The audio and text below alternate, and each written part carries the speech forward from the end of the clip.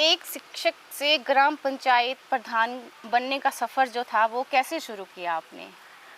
शिक्षक का मैम ऐसे था कि शिक्षा, जैसे मैंने आपको बताया कि ये मेरी एक शिक्षा वैसी हुई है मेरी, जो कि एक अध्यापक की और अध्यापिका की शिक्षा रही है। और जहाँ तक बात करें प्रधान पद की, तो मेरा ये मानना है कि कहीं ना कहीं जब आप एक तरह से राजनीतिक एक पहलू रहता है ये, और हमारी राजनीति की एक पहली सीढ़ी है जो पंचायत प्रधान पद है, तो यहाँ पर भी मैंने शिक्षा को जो है वो इस्तेमाल किया। और मेरा ये मानना है कि कहीं ना कहीं जब आप शिक्षित होते हैं तो आपके लिए कोई भी रास्ता जो है वो कठिन नहीं होता, और आप उसमें कहीं ना कहीं और ज़्यादा जो है वो चीज़ों को लोगों के साथ गाँव में या क्षेत्र में इम्प्लीमेंट करने में सक्षम रहते हैं।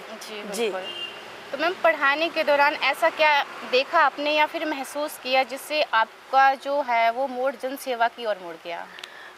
मैम, पढ़ाने के दौरान तो मैं आपको एक्चुअल में सही बात बताऊं, मेरा वैसा कोई नहीं था ये कि मैं इस लाइन में जाऊंगी, लेकिन लोग मुझे इस लाइन में लेकर आए, लोगों का आशीर्वाद मुझे इस लाइन पर लेकर आया।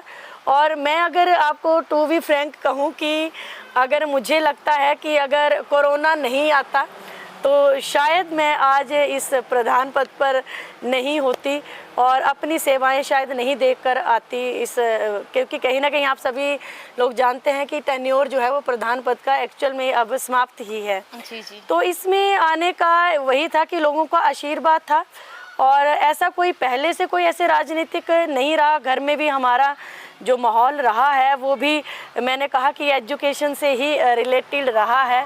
फादर साहब गवर्नमेंट जॉब से रिटायर आए, मदर भी वहीं से, बाकी मेरे चाचा जी, मेरे ताया जी, मैक्सिमम हमारी फैमिली मेम्बर जो है वो टीचिंग स्टाफ में ही रही है। जी।